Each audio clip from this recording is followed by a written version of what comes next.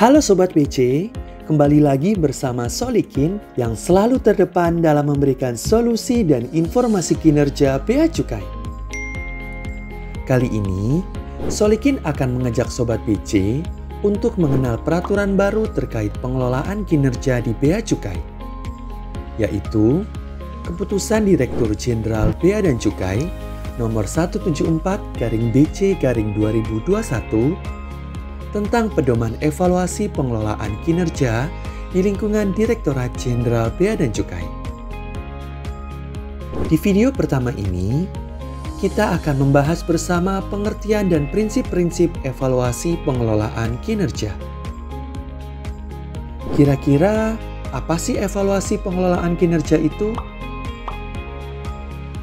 Evaluasi pengelolaan kinerja merupakan suatu kegiatan yang bertujuan untuk mengukur tingkat kematangan pengelolaan kinerja pada unit organisasi atau unit kerja internal melalui beberapa tahapan evaluasi. Lalu, apa ya yang dimaksud dengan tingkat kematangan pengelolaan kinerja? Tingkat kematangan pengelolaan kinerja merupakan kondisi yang menunjukkan bahwa pengelolaan kinerja telah dilaksanakan secara menyeluruh, sehingga pencapaian tujuan organisasi lebih optimal.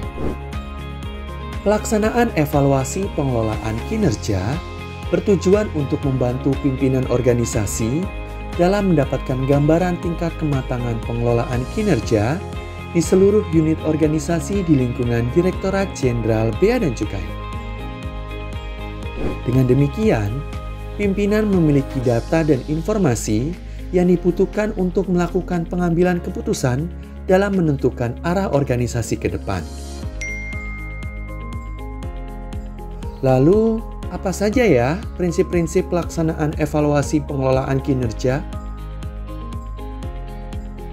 Terdapat 5 prinsip pelaksanaan evaluasi pengelolaan kinerja yang harus dipenuhi agar kualitas evaluasi tetap terjaga dengan baik.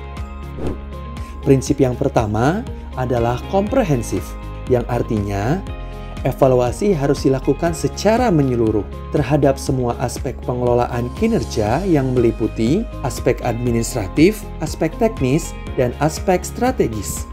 Lalu prinsip yang kedua adalah objektif. Evaluasi pengelolaan kinerja harus dilakukan terhadap fakta yang sebenarnya sesuai dokumen, data, informasi, dan atau keterangan yang ada dan tersedia pada saat dilakukan evaluasi. Kemudian, prinsip yang ketiga adalah sistematis. Evaluasi harus dilakukan secara bertahap, mulai dari penetapan unit yang akan dievaluasi, penyusunan rencana kegiatan, pelaksanaan kegiatan, sampai dengan penyusunan dan penyampaian hasil evaluasi. Selanjutnya, prinsip yang keempat adalah terukur. Evaluasi harus dilakukan dengan metode yang tepat dalam pengumpulan dan penilaian dokumen, data, informasi, dan atau keterangan, agar hasilnya benar-benar terukur dan dapat menggambarkan keunggulan yang harus dipertahankan atau ditingkatkan, serta kelemahan-kelemahan yang harus diperbaiki. Dan prinsip yang terakhir adalah kontinuitas. Evaluasi harus dilakukan secara berkala dan berkelanjutan.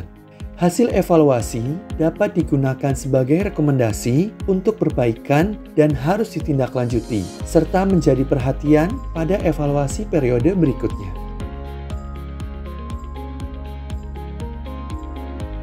Nah, gimana nih Sobat BC? Udah tahu kan pengertian dan prinsip-prinsip pelaksanaan evaluasi pengelolaan kinerja? Di video selanjutnya, kita akan membahas tentang jenis-jenis evaluasi pengelolaan kinerja. Sampai jumpa di video berikutnya ya.